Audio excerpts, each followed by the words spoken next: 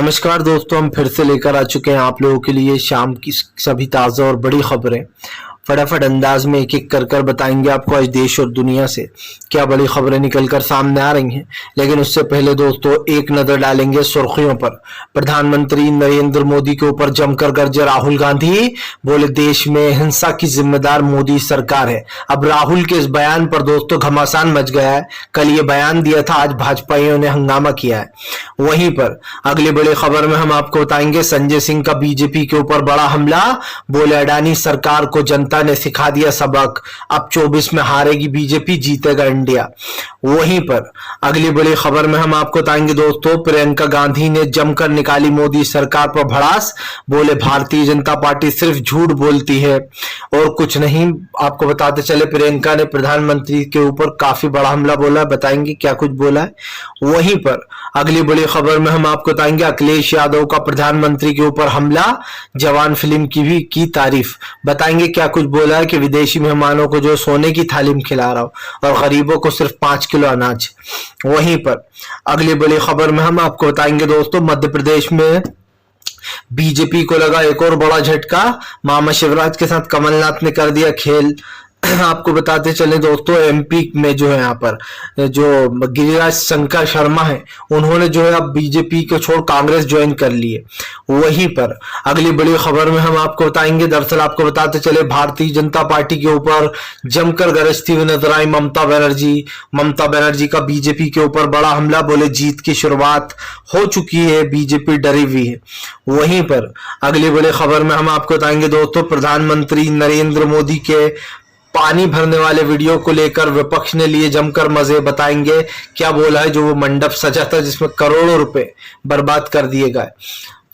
तो सारी खबरें दोस्तों फटाफट अंदाज में देंगे, एक एक कर देंगे। फिलहाल खैर चलिए बढ़ते हैं सबसे पहली और सबसे बड़ी खबर की ओर। दरअसल दोस्तों आपको बताते चले राहुल गांधी के बयान पर फिर बिफरी भाजपा, बोले राहुल गांधी विदेश जाकर देश की बुराई करते हैं। दरअसल दोस्तों राहुल गांधी की सच्ची बातें बीजेपी को हजम नहीं होती हैं।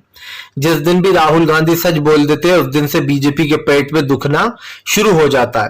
और क्यों शुरू हो जाता है? क्योंकि राहुल गांधी एक ऐसे नेता है जो बीजेपी की विदेश जाके आलोचना करने का दम रखते हैं और किसी को तो बीजेपी विदेश जाने नहीं देती है। अरविंद केजरीवाल को भी रोक लिया जाता है और ये लोग जाए भी कैसे, कोई भी कांग्रेस की तरह मजबूत नहीं है। अब दोस्तों राहुल गांधी ने कल एक बयान दिया था, बयान में आपको बता देता हूं क्या कुछ बोला है उन्होंने, बिल्कुल सही बातें बोली हैं। राहुल गांधी ने कहा कि प्रधानमंत्री अगर चाहें तो कल ही देश में हिंसा रुक सकती है, लेकिन प्रधानमंत्री इसका प्रयास नहीं करते कि देश में हिंसा रुक जाए। दोस्तों हिंसा का सबसे बड़ा कारण क्या है? आज जो हिंसा करने वाले आरोपी हैं, जो गुंडे मवाली हैं, उनके दिल में जरा सा भी डर नहीं है। डर इसलिए नहीं है दोस्तों क्योंकि वो जानते हैं कि हमारा कुछ नहीं होने वाला है। अभी बीजेपी की सरकार है और वो हमारा कुछ नहीं कर पाएगी। एक छोटा सा उदाहरण देना चाहता हूं कि राहुल गांधी ने बयान क्यों दिया। आपको याद होगा अभी उत्तर प्रदेश में एक कांड हुआ जहां पर खनन माफियाओं ने उत्तर प्रदेश की पुलिस का गिरबान पकड़ लिया और कहा कि तुम्हें मार मार के भूत बना दूंगा। और उसने एक लाइन बोली, वो लाइन क्या थी कि यहाँ पर मुलायम सिंह की सरकार नहीं, अब यहाँ पर बीजेपी की सरकार है, दरोगा तुम्हारा भूत बना दूंगा मैं। इसका मतलब कि बीजेपी गुंडे मवाली आरोपियों को बढ़ावा देती है। उसने लोगों के दिमाग में ये बात बिठा दी है कि अगर तुम हिंदू हो तो तुम कुछ भी करो, जाके किसी का रेप कर दो, उसको मार दो, तुम्हारा हम कुछ नहीं बिगाड़ेंगे, घर पर बुलडोजर नहीं चलाएंगे। लेकिन अगर मुस्लिम है और उसका पत्थरबाजी में भी नाम आ गया तो उसके घर पर बुलडोजर चल जाता है, उसके घर को तोड़ दिया जाता है। और ये छोटी सी बात राहुल गांधी ने समझाने की कोशिश की है। ये बात दोस्तों है बहुत छोटी सी, लेकिन अगर आप समझोगे तो आपको समझ में आएगा कि ये बात दरअसल मेन चीज यहीं से शुरू होती है। आरोपियों के मन में अब जरा सा भी डर नहीं है। उन्हें लगता है कि बीजेपी तो हिंदू भाइयों के साथ है, हम लोग कुछ भी कर देंगे, बीजेपी हमारा कुछ नहीं करेगी, ऐसा उन्हें लगने लगा है आरोपियों को कि हम तो हिंदू हैं, हम कुछ भी कर ले। ये मेन पॉइंट है, आप समझने की कोशिश कीजिए राहुल गांधी की बात। फिलहाल चलिए बढ़ते हैं एक और अगली बिग ब्रेकिंग की तरफ। बताया दोस्तों अगली जो बड़ी खबर निकल कर आ रही है, प्रधानमंत्री नरेंद्र मोदी के ऊपर जमकर गरजे संजय सिंह, बोले भाजपाइयों को जनता ने सिखा दिया सबक, घोसी से हो गई है बीजेपी के हार की शुरुआत। दरअसल दोस्तों जब से अखिलेश यादव ने बड़े मार्जिन से घोसी में बीजेपी को हराया है, तब से दोस्तों बीजेपी पूरी तरीके से बैकफुट पर आ गई है। इसका सबसे बड़ा रीजन आपको पता है क्या है?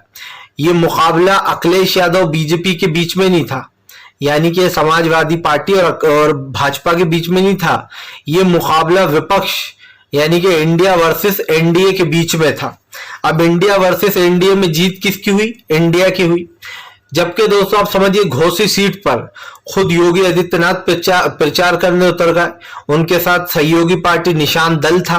यही नहीं, निशान के साथ साथ ओपी राजभर की पार्टी थी और भी कई छोटे मोटे दल थे। सबने अपनी अपनी तरीके से कोशिश कर ली, पूरी जान लगा दी कि वो घोसी की सीट जीत ले। लेकिन उसके बावजूद भी अखिलेश यादव को कांग्रेस का सपोर्ट मिला, तमाम विपक्ष का सपोर्ट मिला। ममता बनर्जी ने भी प्रचार किया था अखिलेश के लिए। ऐसे में अखिलेश यादव ने ही बाजी मारी और अपनी घोसी सीट बचाने में न सिर्फ कामयाब रहे बल्कि बहुत ही बड़े मार्जिन से दल बदलू दारा सिंह को भी हरा दिया। पहले वो समाजवादी पार्टी में थे 2022 में, और उसके बाद 2023 में वो जो है यहाँ पर बीजेपी में शामिल हो गए। बीजेपी ने उन पर ही भरोसा कर उनको घोसी से खड़ा किया, दारा सिंह को। लेकिन आपको बता दें अखिलेश यादव के प्रत्याशी के सामने उनकी जमानत जब्त हो गई, बुरी तरीके से चुनाव हार गए। यही कारण है जो अब संजय सिंह बीजेपी के ऊपर हमलावर हो गए। संजय सिंह ने कहा कि ये बीजेपी के लिए एक सबक है कि जो लोग सोचते हैं कि वो दल बदल कर अब जनता को बेवकूफ बना लेंगे, ये उनके लिए भी एक सबक है कि अब जनता उन्हें सबक सिखाएगी। सबसे बड़ी बात यह है दोस्तों, इसकी शुरुआत दल बदल की कर्नाटक में जनता ने बता ही दिया था। कर्नाटक में जितने भी दल बदलू थे उन सबको जनता ने हरा दिया। इसका सबसे बड़ा रीजन ये है कि मान लीजिए आप कांग्रेस में हैं, जनता ने आपको वोट दे दिया ये सोचकर कि ये तो कांग्रेस ही है, अच्छा काम करेगा। लेकिन आप उसको कांग्रेस को छोड़कर अचानक बीजेपी में चलेगा, जनता दोबारा आपको वोट नहीं देगी। उसे पता है कि आप बेईमानी करोगे, आपको फिर वोट दिया, आप किसी और पार्टी में घुस जाओगे। और यही कारण है जो संजय सिंह बीजेपी के ऊपर जमकर गरजे। चलिए बढ़ते हैं एक और अगली बिग ब्रेकिंग की तरफ। बता दोस्तों अगली जो बड़ी खबर निकल कर आ रही है, अखिलेश यादव का बीजेपी के ऊपर बड़ा हमला। जवान फिल्म से लेकर तो आपको बता दें बीजेपी की उधेड़ी बखिया, क्या कुछ कहा अखिलेश यादव ने, यह हम आपको बता दें। दरअसल दोस्तों अखिलेश यादव इन दिनों घोसी चुनाव को लेकर काफी खुश है। जिस तरीके से रिजल्ट आया, और घोसी नहीं, अखिलेश यादव ने न सिर्फ पंचायत चुनाव में हरा दिया बल्कि लखनऊ से लेकर मिर्जापुर हर जगह अखिलेश का डंका बजता हुआ नजर आया। यानी कि ये कह दें कि अखिलेश का पीडीए वाला जो मुद्दा था वो काम आ गया। दलित, पिछड़े और जो है यहाँ पर मुस्लिम। आपको बताते चले अखिलेश यादव ने एक ट्वीट किया जिसमें वो लिखते हैं, विदेशी मेहमानों को सोने की थाली में 56 भोग, लेकिन गरीबों जो है यहाँ पर देश के करोड़ों लोगों को बस 5 किलो अनाज के भरोसे अगला चुनाव इसी भेदभाव को मिटाने के लिए लड़ा जाएगा। उन्होंने कहा दिखावा भी एक छलावा होता है, यह कहीं जुमले का पर्यायवाची होता है। जनता जान चुकी है, वैसे भी जनता की भूखी आंखों को जब सुनहरे सपने दिखाए जाएं तो उन्हें सपने भी नहीं आते हैं। अखिलेश यादव यही नहीं रुके, उन्होंने जवान फिल्म की जमकर तारीफ की। अखिलेश यादव ने कहा कि जवान फिल्म की तारीफ करते हुए अखिलेश ने कहा, मनोरंजन के साथ साथ जिम्मेदारी भरा एक संदेश देती है ये फिल्म। जवान सही मायनों में देश की जनता में जागरूकता लाने का एक जो है आह्वान है। उन्होंने कहा सिनेमा समय समय पर किसी तरीके से अपनी सामाजिक दृश्य निभाता रहता है, अपनी जरूरत भी है। उन्होंने कहा कि फिलहाल जिस तरीके से ये फिल्म बनाई गई है, ये जो है यहाँ पर एक तरीके से हमारा वो भी है कर्तव्य। उन्होंने कहा कि फिलहाल अगर जिंदा हो तो फिर जिंदा दिखना भी बहुत जरूरी है। दोस्तों जवान फिल्म में आपको बताते चले शाहरुख खान ने कुछ राजनीतिक मुद्दे उठाए हैं। सबसे बड़ी बात यह है कि जवान फिल्म आप सबको देखना चाहिए। इस फिल्म में दोस्तों बेसिकली जो इस वक्त बीजेपी कर रही है सेम टू सेम वो स्टोरी दिखाई गई है। जब मैंने जवान फिल्म अभी परसों ही देखी, इसको फिल्म जब मैंने ये देखी तो मुझे समझ में आया कि ये कहानी तो पूरी मोदी सरकार के ऊपर बनाई गई है। बेसिकली अगर देखा जाए तो इस फिल्म में एक सीन है जहां पर आपको बता दें जो विलन बना है, काली नाम है जिसका, उससे शाहरुख खान जो है वो पैसे मांगते हैं, कुछ करोड़ रुपए। आपको बताते चले 400 करोड़ के लगभग 4300 करोड़ के ऐसे मांगते हैं वो। और कहा जाता है कि इसका ये जो काली विलन है, इसका सरकार ने कर्जा माफ कर दिया, लेकिन जो गरीब किसान है उसके वो अपना कर्जा नहीं चुका पाया तो उसका ट्रैक्टर उठाकर ले गए। बस इस फिल्म में ये सीन देखकर मुझे अडानी की याद आ गई कि मोदी सरकार ने अडानी और अंबानी का 1000 करोड़ों रुपए का भी कर्जा माफ किया था। और गरीबों के लिए मोदी सरकार कहती है कि एमएसपी देने के लिए हमारे पास पैसा नहीं है। मतलब आप समझिए, पूंजीपतियों का करोड़ों रुपए माफ करने के लिए पैसा है, लेकिन गरीबों के लिए पैसा नहीं है। ये देश की एक ऐसी सरकार है दोस्तों जो वाकई में सिर्फ पूंजीपतियों के लिए काम करती है, और जिस जनता ने वोट देकर जिताया उसको ठेंगा दिखाने का काम करती है। फिलहाल चलिए बढ़ते हैं एक और अगली बिग ब्रेकिंग की तरफ। बताया दोस्तों, अगली जो बड़ी खबर निकल कर आ रही है आपको बताते चले दोस्तों, कमलनाथ ने बीजेपी के ऊपर बोला बड़ा हमला। कमलनाथ ने बीजेपी के खिलाफ दोस्तों खोल दिया है मोर्चा। दरअसल दोस्तों आपको बताते चले, मध्य प्रदेश में कमलनाथ ने फिर से खेल कर दिया। आपको बताते चले, एमपी चुनाव से पहले गिरिराज शंकर शर्मा ने कांग्रेस में शामिल हो गए। इससे बीजेपी को एक बड़ा झटका लग गया है। दरअसल आपको बताते चले दोस्तों, मध्य प्रदेश में दल बदल का खेल जारी है।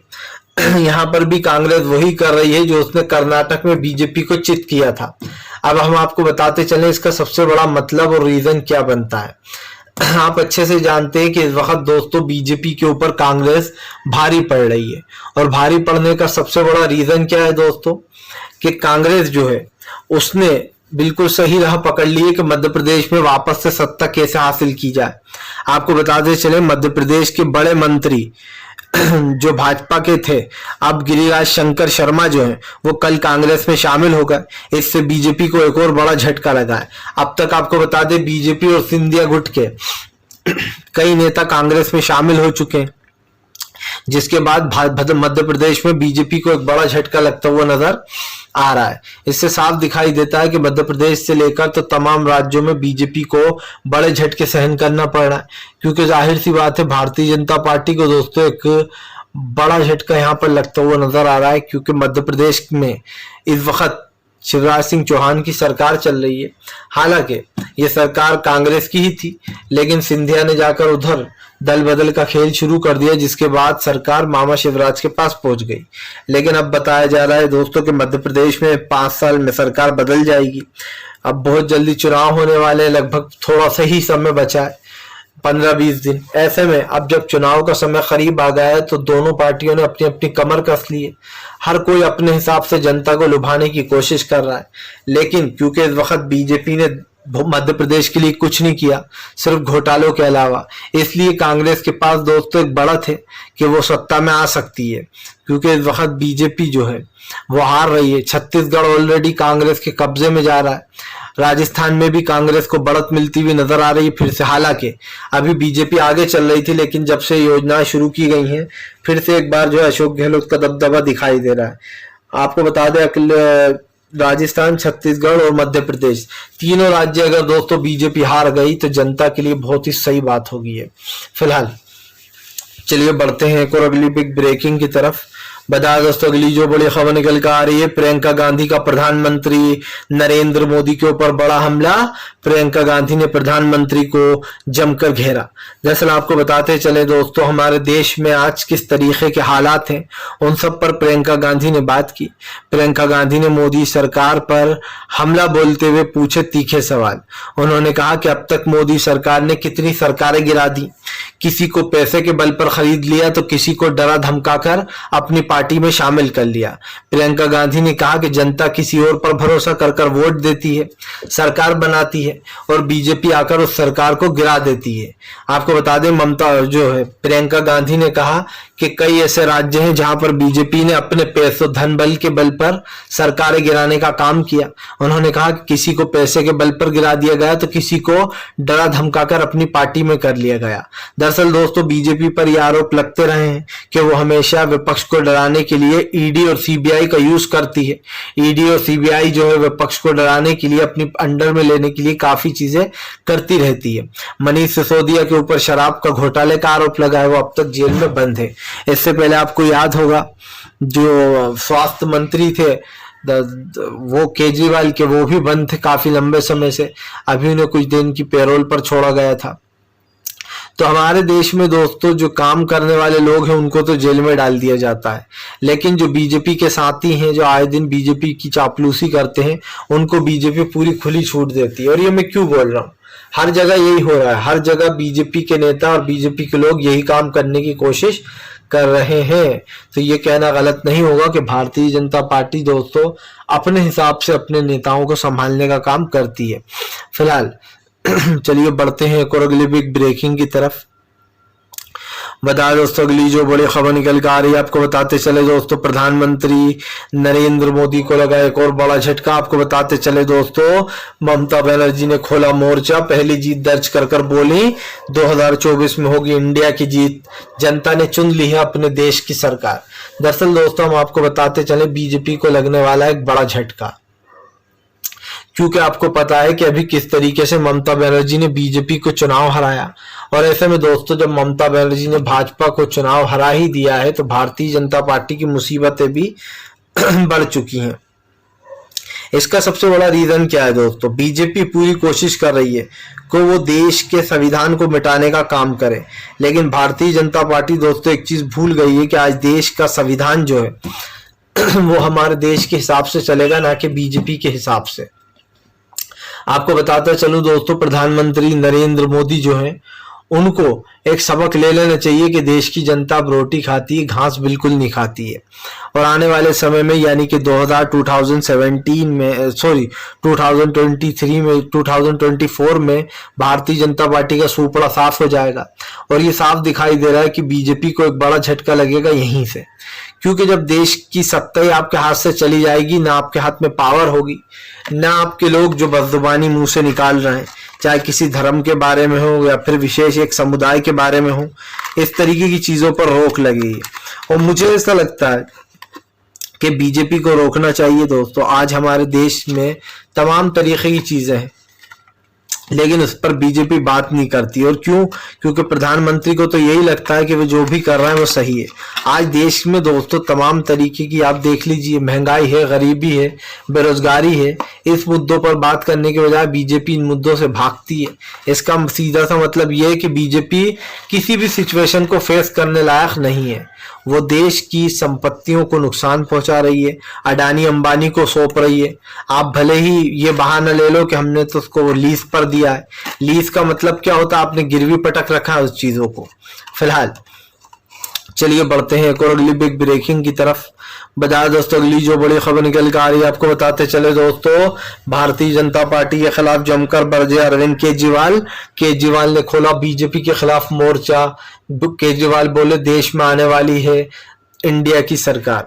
आपको बताते चले अरविंद केजरीवाल ने बीजेपी के ऊपर भड़ास निकाली। केजरीवाल ने कहा कि बहुत जल्दी इंडिया अपनी सरकार बनाएगा और जनता जो कि इस सरकार से परेशान आ चुकी है, इस देश की सबसे भ्रष्टाचारी सरकार है ये। केजरीवाल ने कहा कि ये सरकार देश का नाम बदलना चाहती है, देश के नाम को भी चेंज कर देना चाहती है। आपको बताते चले दोस्तों, इंडिया और भारत पर जो जंग शुरू हुई थी वो अभी थमने का नाम नहीं ले रही है, क्योंकि जिस तरीके से इन चीजों को बताया गया है और खास करके जो हुआ है इंडिया वर्सेस भारत, पहले से हमारे देश के दो ही नाम है, लेकिन जानबूझकर इस पर सियासत की गई। और इसीलिए सियासत को कहीं ना कहीं एक अलग नजरिए से देखा जा रहा है कि आखिरकार बीजेपी की मानसिकता है क्या, वो आने वाले समय में दोस्तों किस उस पर चलने वाली है एजेंडे पर। मुझे तो इनका एजेंडा साफ दिखाई दे रहा है। बीजेपी सिर्फ एक ही एजेंडे पर काम करती है, वो है हिंदुत्व। अभी आप देखिएगा 2024 से पहले कुछ ऐसा होगा जिसकी कल्पना आपने की नहीं होगी, ना मैंने की होगी। और इसलिए ऐसा होगा दोस्तों क्योंकि बीजेपी 2024 का चुनाव जीतने के लिए कुछ भी करेगी। अगर आपको याद ना हो तो बता दूं कि अभी कुछ दिन पहले ही सत्यपाल मलिक ने खुलासा किया था कि 2024 का चुनाव सबसे हिंसक हो सकता है, सबसे खतरनाक हो सकता है, क्योंकि बीजेपी जीतने के लिए कुछ भी करेगी। और ऐसा मुझे भी लगता है दोस्तों कि बीजेपी जीतने के लिए कुछ भी कर सकती है। वो 2024 के चुनाव में अपनी रणनीति चलाएगी, अपने हिसाब से जो है यहाँ पर दोस्तों काम करने का वो करेगी।